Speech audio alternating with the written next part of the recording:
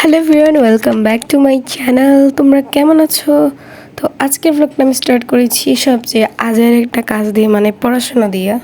পড়তে তো আমার অনেক বেশি বিরক্ত লাগে, আমি জানি তোমাদেরও পড়াশোনা করতে অনেক বিরক্ত লাগে, বাট পড়াশোনা করতে হবে, কারণ পড়াশোনা ছাড়া কোনো গতি নেই।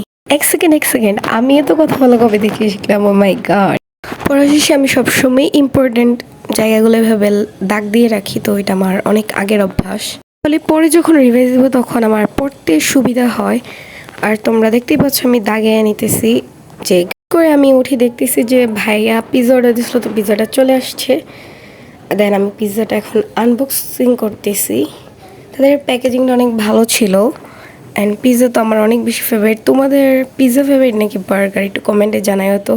পিৎজাটা দেখতেও অনেক বেশি সুন্দর ছিল, আর এটার সাথে দুইটা সস দিয়েছিল, তো আমি তোমাদেরকে দেখিয়ে দিতেছি। এগুলো অনেক বেশি মজাদার ছিল। এটা আমার কিউট সাবস্ক্রাইবারদের জন্য। খাওয়া শেষ করার পর আমি আমার টেবিলটা গুছানোর জন্য আসলাম। আমি এক সাইডে বইগুলো রাখলাম এবং এক সাইডে গাইডগুলো রাখলাম, অ্যান্ড খাতার জায়গায় খাতাগুলো সুন্দর মতো রাখলাম। এরপরে আমার এখানে ঈদ সংখ্যা নামে একটা বই ছিল, এই বইটাও সাইডে রেখে দিয়েছি। আমার এটা ক্যানভাস পেন্টিং ছিল এবং কিছু ক্রাফট ছিল, এগুলো সুন্দর মতো আমি সাজিয়ে রেখে দিয়েছি। বাট আমি এখানে বেশি কিছু রাখি নাই, কারণ এটা হচ্ছে আমার পড়ার টেবিল। তোমরা যে এখানে একটা কাপের মধ্যে ক্লি ক্রাফটটা দেখতে পাচ্ছ, তো কাপটা আমি ভুল করে ভেঙে ফেলেছিলাম। এরপর এটার মধ্যে আমি এই ক্লি ক্রাফটটা করেছি। তো আমার টেবিলটা সাজানো শেষ। এবার হচ্ছে আমার একটা পার্সেল ছিল, এটা আনবক্সিং করতেছি। আসলে এটা ঈদের আগের ক্লিপ।